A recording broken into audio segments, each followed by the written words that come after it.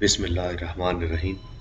मुअज़्ज़ज़ सामईन और नाज़रीन, असहाबे कहफ़ के बारे में आपने बहुत सी वीडियोस देखी और सुनी होगी। मैंने भी इन वीडियोस को देखने के बाद ये फ़ैसला किया एक वीडियो इस मौजू पर मैं भी अपलोड करूं, और वो इसलिए कि अभी तक वो तमाम तारीख़ी हक़ाइक़ लोगों तक नहीं पहुंचाए गए जो किताबों में मौजूद हैं। आज हम इस वीडियो में आपको बताएंगे कि असहाबे कहफ़ कौन थे, वो किस शहर में थे, शहर का नाम क्या था, असहाबे कहफ़ कितने थे, उनके नाम क्या थे, वो जिस गार में रहे उसका क्या नाम था, उस जालिम बादशाह का नाम क्या था, असहाबे कहफ़ की किसने मदद की, उनके कुत्ते का नाम क्या था, वो जब गार से बाहर आए तो किसकी हुकूमत थी, सोते हुए उनकी करवटें कौन बदलता था, वगैरह वगैरह। इससे पहले कि हम ये तमाम तफसीलात आपके गोशगुजार करें, आपसे गुजारिश है कि जज़ा टीवी को सब्सक्राइब करें, बेल आइकन को दबाएं और वीडियोस शेयर ज़रूर करें ताकि ये तारीख़ी हक़ाइक़ दूसरों तक भी पहुँच सके। नाज़रीन इकराम, 3 यहूदी आलिम हज़रत अली अलैहिस्सलाम के पास आए। उन्होंने चंद सवालात किए। मौला अली ने उन सवालात के जवाब दिए। उनमें से 2 उलमा ने कलमा तैयबा पढ़ा और मुसलमान हो गए। अलबत्ता एक यहूदी आलिम ने हज़रत अली से कहा कि मेरे दिल में भी इस्लाम की मोहब्बत पैदा हो चुकी है, अब सिर्फ एक मसला बाकी है। अगर आपने इसका तफसीली और सही जवाब दे दिया तो मैं भी इस्लाम कबूल कर लूँगा। अमीर अल मोमिनीन अली अलैहिस्सलाम ने फरमाया, तुम्हारे दिल में जो खलिश है उसे खोल कर बयान करो। उसने कहा, मुझे उस ग्रोह के मुतालिक सवाल करना है जो 309 बरस तक मरे पड़े रहे, फिर खुदा ने उन्हें जिंदा किया। उन लोगों का क्या किस्सा था? हज़रत अली अलैहिस्सलाम ने इरादा किया कि असहाबे कहफ़ के मुतालिक कुरान हकीम की आयात की तिलावत करें। तो यहूदी ने कहा, हम आपके कुरान को पढ़ चुके हैं, अगर आपको उनके मुतालिक मुकम्मल मालूमात है तो आप हमें उनका तफसीली किस्सा सुनाएं और ये बताएं कि उन लोगों के नाम क्या थे, उनकी तादाद क्या थी, उनके कुत्ते का नाम क्या था, जिस गार में रहे उस गार का क्या नाम है, उस दौर के बादशाह का क्या नाम है, उस शहर का क्या नाम है। हज़रत अली अलैहिस्सलाम ने फरमाया, याद रखना अल्लाह के अलावा कोई ताकत और कुव्वत का मालिक नहीं। फिर आपने फरमाया, ए बरादर यहूद, मुझे रसूल खुदा सल्लल्लाहु अलैहि वसल्लम ने इनके मुतालिक बताया था कि मुल्क रोम में एक शहर हुआ करता था जिसका नाम अकूस था। इस मुल्क पर एक रहम दिल बादशाह हुकूमत करता था। बादशाह मर गया, लोगों में इख्तलाफ पैदा हुआ और पूरा माशरा इंतशार में मुब्तला हो गया। फारस के एक बादशाह दकियानूस ने जब ये सुना कि मुल्क रोम में हालात दिगर गू हैं तो वो 1 लाख फौज लेकर मुल्क रोम की तरफ चढ़ दौड़ा। उसने अकूस शहर को फतह कर लिया और मुस्तकिल तौर पर इसी शहर में रिहाइश इख्तियार की। उसने वहां अपना महल तामीर कराया जिसकी लंबाई चौड़ाई 1-1 फरसख की थी। फिर इस महल में उसने अपना दरबार तामीर कराया जिसकी लंबाई चौड़ाई 1-1 हजार हाथ की थी, और उसने अपना पूरा दरबार सफेद रुखाम से तामीर कराया। इसने दरबार में सोने के 4000 सतून बनवाए। फिर इसने 1000 सोने के कंदील तैयार कराए जिसकी रस्सियां चांदी की थी और खुशबूदार तेल से उन्हें रोशन किया जाता था। दरबार के मशरकी और मगरबी कोनों में 80-80 खिड़कियां लगवाई और रोजाना सूरज की पहली किरण किसी न किसी खिड़की से गुजरती थी। फिर इसने अपने लिए सोने का एक तख्त बनवाया जिसकी लंबाई 80 हाथ थी और चौड़ाई 40 हाथ। इसके पाए चांदी के थे जिन पर जवाहर लगे हुए थे और इस पर कीमती कालीन बिछाया गया था। तख्त के दाईं जानिब सोने की 80 कुर्सियां थी जो सब्ज जबरजद से मुरस्सा थी।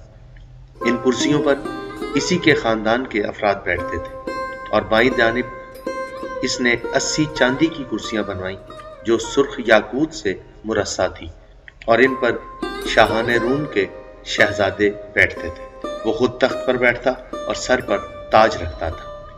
यहूदी आलिम ने कहा, आप ये बताएं उसका ताज कैसा था? आपने फरमाया, उसका ताज सोने का था जिस पर नक्शो निगार बने हुए थे। उसके 7 कोने थे और हर कोने पर एक सफेद मोती था जो यूं चमकता था जैसे तारीक रात में चिराग चमकता है।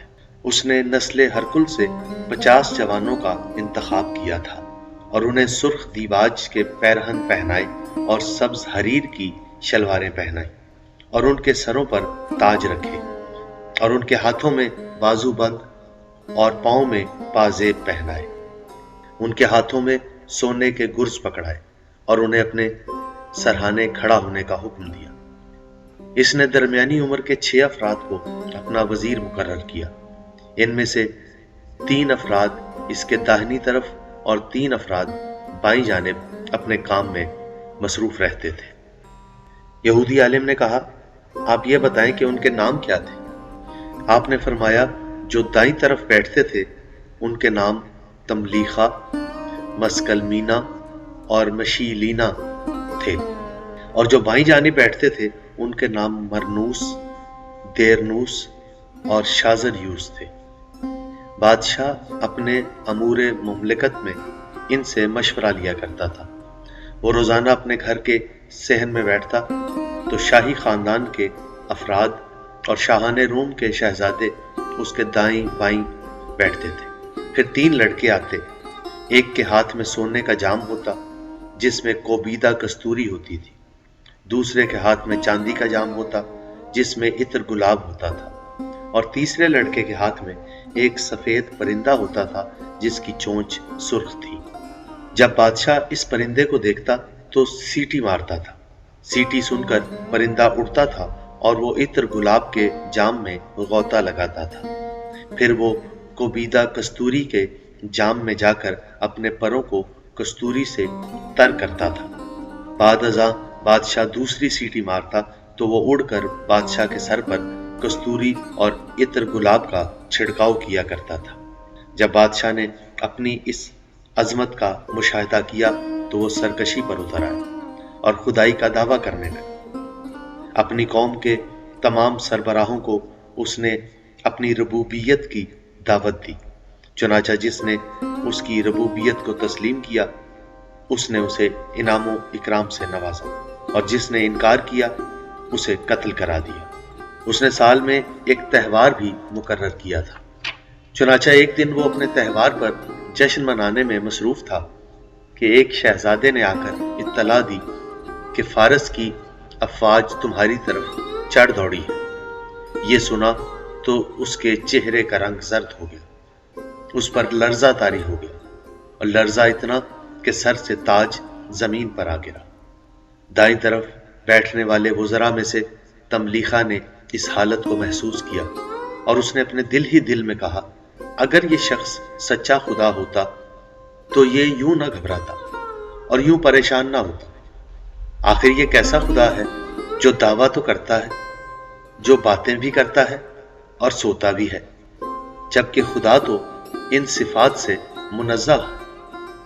उसके 6 वज़रा का दस्तूर था कि रोजाना किसी न किसी के यहाँ दावत पर जाते, जिसमें ये सारे वज़रा रात को जमा होते थे और इकट्ठे मिलकर खाना खाया करते थे। इस रात दावत तमलीखा के यहाँ थी। उसने अपने साथियों के लिए उम्दा खाने तैयार कराए और खाना खिलाने के बाद इसने अपने साथियों से कहा, दोस्तों, भाइयों, मेरे दिल में एक ख्याल सा पैदा हुआ है जिसकी वजह से मेरा खाना पीना छूट गया है। दोस्तों ने कहा, इस ख्याल में आप हमें भी शरीक करें। तमलीखा ने कहा, मैंने इस आसमान पर बड़ा गौर किया और अपने आप से कहा, इसे सतूनों के बगैर किसने खड़ा किया है और इसमें चांद सूरज के चिराग किसने रोशन किए हैं और सितारों के साथ इस आसमान को किसने मुज़य्यन किया है। फिर मैंने जमीन पर गौर किया और अपने आप से कहा, इसे पानी पर किसने बिछाया है और वो कौन है जिसने इसमें पहाड़ों की मेखें लगाकर इधर उधर झुकने से محفوظ کیا ہے۔ پھر میں نے خود اپنی ذات پر غور کیا۔ میں اپنے آپ سے کہتا ہوں کہ میری ماں کے شکم میں کیسے رہا؟ میری غذا کس نے پیدا کی؟ میری پرورش کس نے کی؟ چنانچہ طویل غور و خوض کے بعد میں اس نتیجے پر پہنچا ہوں کہ اس کائنات کا مدبر دقیانوس نہیں، یہ تو ایک عام بادشاہ ہے، جبکہ کائنات کا خالق و مالک وہ ہے جو تمام بادشاہوں کا بادشاہ ہے اور جس کی حکومت آسمانوں اور زمین پر قائم ہے۔ جب اس کے ساتھیوں نے تملیخہ کی ایمان افروز باتیں سنی تو وہ اس کے پاؤں میں گر گئے اور کہا، تمہارے ذریعے سے خدا نے ہمیں بھی گمراہی سے نکال دیا ہے اور ہمیں ایک راستہ دکھایا ہے۔ پھر انہوں نے کہا، اب آپ ہماری رہنمائی کریں، ہمیں کیا کرنا چاہیے؟ تملیخہ نے کہا، ہمیں یہ شہر چھوڑ کر کہیں دور دراز چلے جانا چاہیے۔ اگلے روز تملیخہ نے کھجوریں فروخت کی اور اس سے 3000 درہم وصول ہوئے۔ وہ رقم تملیخہ نے اپنی آستین میں رکھی اور اپنے ساتھیوں کو لے کر سفر پر روانہ ہو۔ یہ لوگ گھوڑوں پر سوار ہو کر اس شہر سے نکل پڑے۔ تقریباً 3 میل سفر طے کرنے کے بعد تملیخہ نے ساتھیوں سے کہا کہ ہم سے دنیا کی عمارت رخصت ہو چکی ہے، اب آخرت کا سفر ہے۔ ایسا کریں کہ گھوڑوں سے اتر پڑیں اور پیدل چلیں۔ ممکن ہے خدائے کائنات ہمارے لیے کوئی مدد پیدا کر دے۔ چنانچہ انہوں نے گھوڑے چھوڑ دیے اور پیدل چلنے لگے۔ ان لوگوں نے ایک دن میں 7 فرسخ کا فاصلہ طے کیا۔ پیدل چلنے کی وجہ سے ان کے پاؤں پھٹ گئے تھے اور پیروں سے خون رسنے لگا تھا۔ راستے میں ان کی ملاقات ایک گڈریے سے ہوئی۔ انہوں نے اس سے کہا، کیا آپ ہمیں دودھ یا پانی پلا سکتے ہیں؟ چرواہے نے ان سے کہا، جو تم پسند کرو وہ میرے پاس موجود ہے، لیکن عجیب بات ہے، تمہارے چہرے مہرے سے لگتا ہے کہ تم شاہی خاندان کے افراد ہو۔ میرا خیال ہے کہ تم لوگ دقیانوس بادشاہ سے بھاگ کر آئے ہو۔ انہوں نے کہا، اے چرواہے، ہمارے لیے جھوٹ بولنا مناسب نہیں۔ اب تم بتاؤ، کیا سچ کہنے کی وجہ سے تم ہمیں کہیں پھنسا تو نہیں دو گے؟ چرواہے نے ان سے رازداری کا وعدہ کیا۔ انہوں نے اسے ساری بات بتائی۔ چرواہا ان باتوں سے اتنا متاثر ہوا کہ ان کے پاؤں چومنے لگ گیا اور اس نے کہا، میرے دل میں بھی یہی خیال پیدا ہوا ہے جو تمہارے دل میں موجود ہے۔ کچھ دیر صبر کریں، میں لوگوں کی بھیڑ بکریاں ان کے سپرد کر کے آتا ہوں، پھر میں بھی آپ کے ساتھ سفر پر چلوں گا۔ ان لوگوں نے کچھ دیر تک توقف کیا۔ اتنے میں وہ چرواہا لوگوں کی امانتیں واپس کر کے ان کے پاس آیا۔ ناظرین اکرام، واقعے کی طوالت کو مد نظر رکھتے ہوئے ہم نے اس تاریخی حقیقت کو 2 ویڈیوز میں تقسیم کیا ہے۔ واقعے کا باقی حصہ انشاءاللہ ہم اگلی ویڈیو میں آپ کی خدمت میں پیش کریں گے۔ بہت شکریہ۔